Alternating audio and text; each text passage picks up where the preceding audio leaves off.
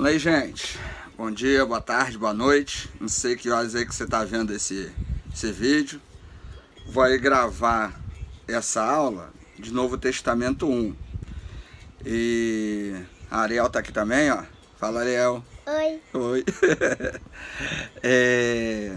O que eu vou fazer nessa aula? Eu vou mostrar alguns livros. A gente já falou de Mateus, certo? A gente falou sobre a autoria.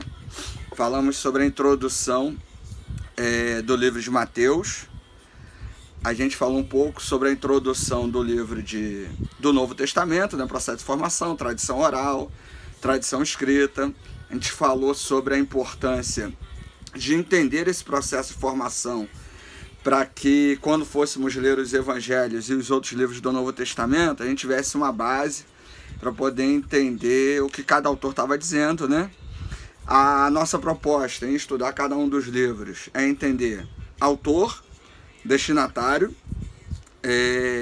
objetivo, data, conteúdo, né? Então, respondendo cada uma dessas 5 perguntas, a gente consegue ter uma base de cada livro, né? E aí saber o que falar e o que não falar de cada livro. Eu tinha proposto para vocês alguns materiais, né? Eu trouxe aqui, eu vou mostrar alguns deles. Esse aqui é o do Carson, né? Tá aqui, ó, autor principal. Ele é uma perspectiva mais tradicional, né? A gente falou das perspectivas. Nós falamos aí da histórico-crítica, né? Teologia da libertação, do dogmatismo, né?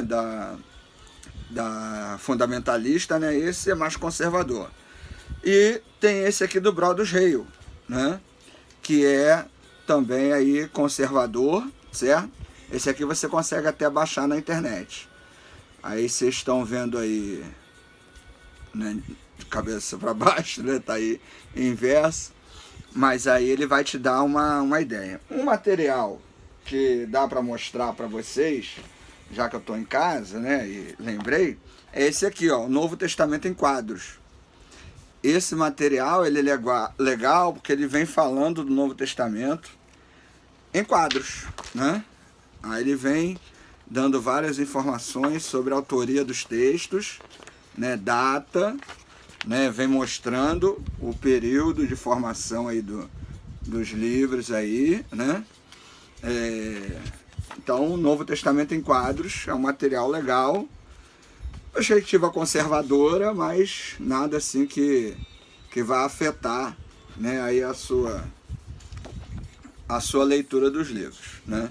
Então, sintetizando, nós falamos que Mateus é o mais judaico de todos os evangelhos, né? Ele tem a proposta de trabalhar a ideia de que Jesus é o Messias prometido no Antigo Testamento. Se a gente comparar a proposta do Antigo Testamento, a gente vê que Jesus ele não bate muito bem com a ideia de um Messias político, né? Porque o Messias político ele iria restabelecer o poder de Israel e libertar das nações opressoras. E Jesus não faz nada disso. Então Mateus, a tentativa dele é demonstrar que Jesus é o Messias prometido no Antigo Testamento, só que a mensagem de Jesus é diferente, né? E o reino de Jesus também é diferente. Jesus, em vários momentos, ele vai dizer, o meu reino não é deste mundo, né? E a ideia dos valores do reino que Jesus propõe, a partir de Mateus 5, né? 3 até o 13, que seriam as bem-aventuranças matianas, elas demonstram muito bem essa diferença. Então é importante a gente entender isso, porque capítulo 1 de Mateus, a partir do verso 17, vai dizer que Jesus veio para tirar o pecado do mundo. O Messias do Antigo Testamento ele era um líder político, revolucionário, era alguém que queria guerrear, que ia dominar. A proposta de Jesus nunca foi essa. A proposta de Jesus é uma proposta de amor, de perdão, de paz, de fraternidade, de igualdade entre todo mundo, entre todas as pessoas. E, acima de tudo, a proposta de Jesus é de salvação, é de vida eterna, né? Inclusive, a gente comentou que João muda o termo reino de Deus, ou reino dos céus, usado exclusivamente por Mateus, para vida eterna, né? O que dá uma perspectiva também de eternidade. Quando a gente fala de reino, vocês vão ver isso em teologia bíblica do Novo Testamento, teologia sistemática. Mas só para adiantar um pouco, quando a gente fala de reino dos céus, Mateus usa essa fórmula reino dos céus, porque como ele é o mais judaico dos evangelhos, ele procura seguir, né, a tradição e o costume dos judeus.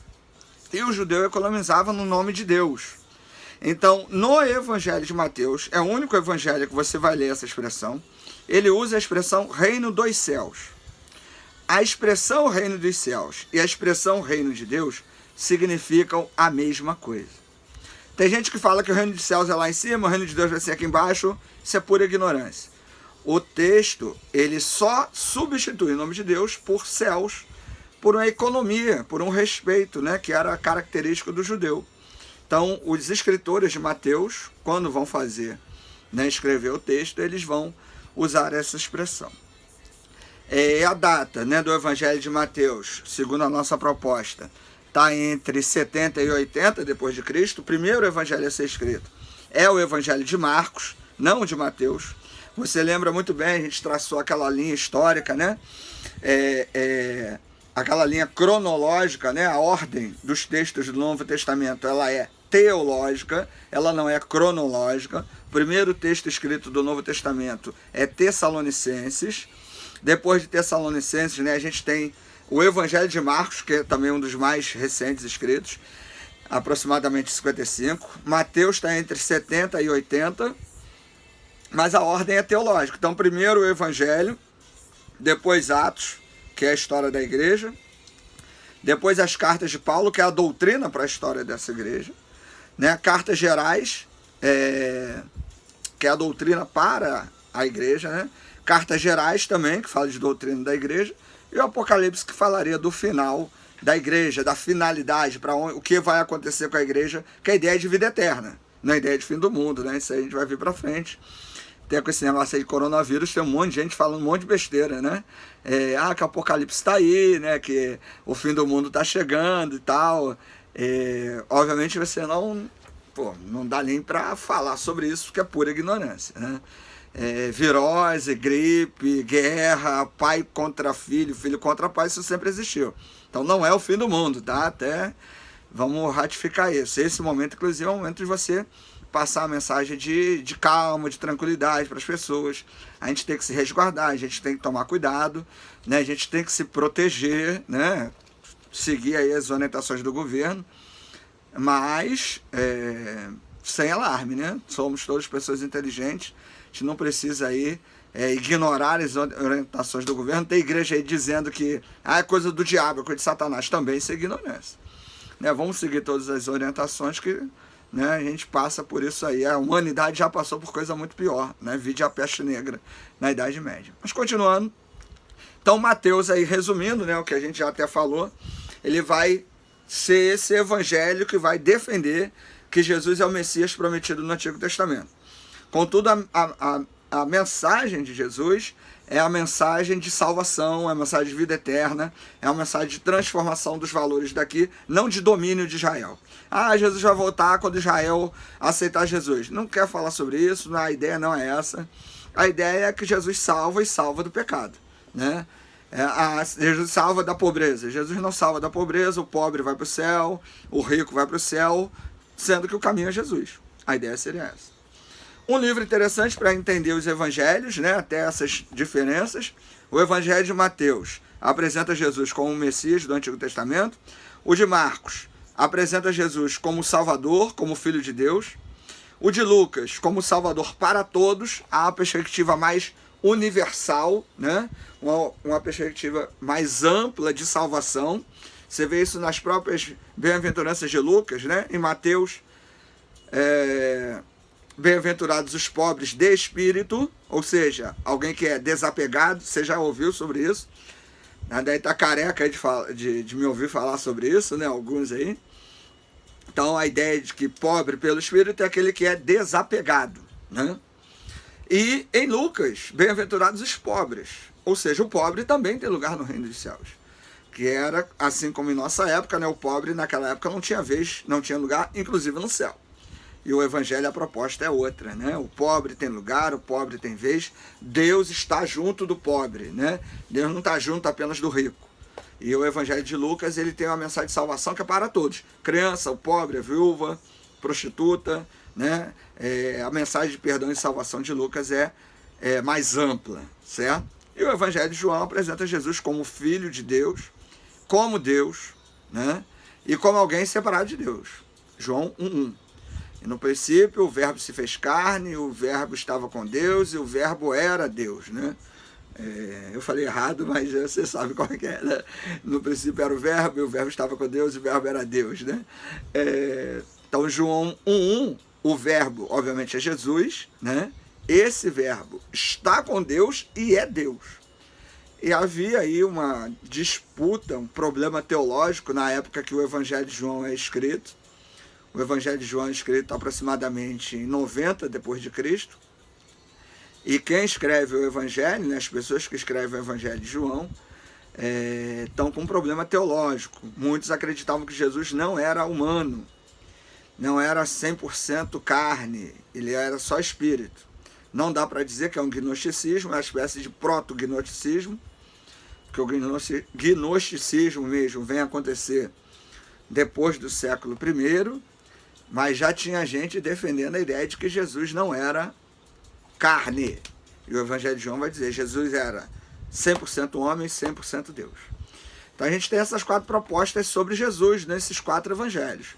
Você também já me ouviu falar e sabe muito bem que existem muito mais de 4 evangelhos, mas canônicos só esses 4, né? Depois eu vou mandar uns vídeos aí do YouTube para você, falando sobre Jesus, falando sobre os evangelhos. Você também dá uma pesquisada aí, aproveita esse período aí de quarentena, né? O pessoal fica em casa, em vez de ficar jogando videogame, vai ler um pouco, né? Aliás, vai ler gibi, ler um monte de coisa aí, né? Tem muita coisa boa aí para ler, dá para você aproveitar esse período aí para botar a leitura em dia, né? E fazer muita coisa aí. Então tem coisa boa aí que a gente pode ler. Aqui, ó, recomendação para você, ó. Batman, ó.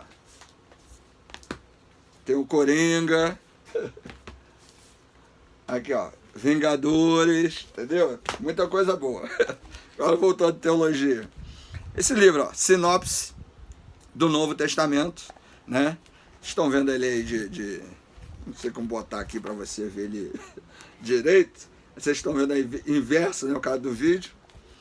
O que ele vai fazer? Ele vai apresentar os 3 evangelhos. Você também já me ouviu falar, lembrando, nós temos 3 evangelhos sinóticos.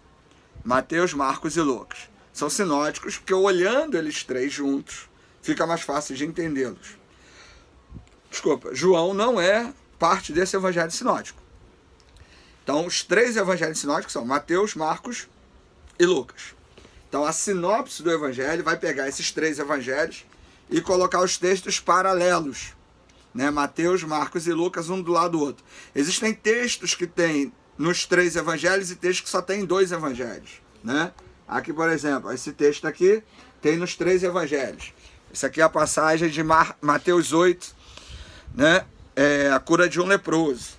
Então, ele tem nos 3 evangelhos, mas a advertência contra ilusões, Mateus 7, só tem em Mateus e Lucas, não tem em Marcos. Então, esse livro, sinopse dos evangelhos, né, dos 3 primeiros evangelhos, vai apresentar os textos semelhantes e os textos que são diferentes uns dos outros.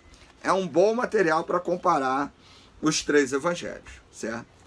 Então, com isso, a gente fecha aí essa lembrança, né, do evangelho de Mateus, essa apresentação dessa sinopse aqui. Eu vou parar o vídeo agora, para não ficar muito grande, e eu vou dar continuidade num outro vídeo. Vê se faço vídeos aí de 10 a 15 minutos, para não ficar coisa muito longa, tá certo? Assiste o vídeo, né, leia aí, depois eu vou estar mandando material em PDF aí para vocês, viu o pessoal aí, né? Tá bom? Veio o grupo do seminário, pedi aí para os colegas compartilharem. Então daqui a pouco eu começo o outro vídeo. Um abraço, galera!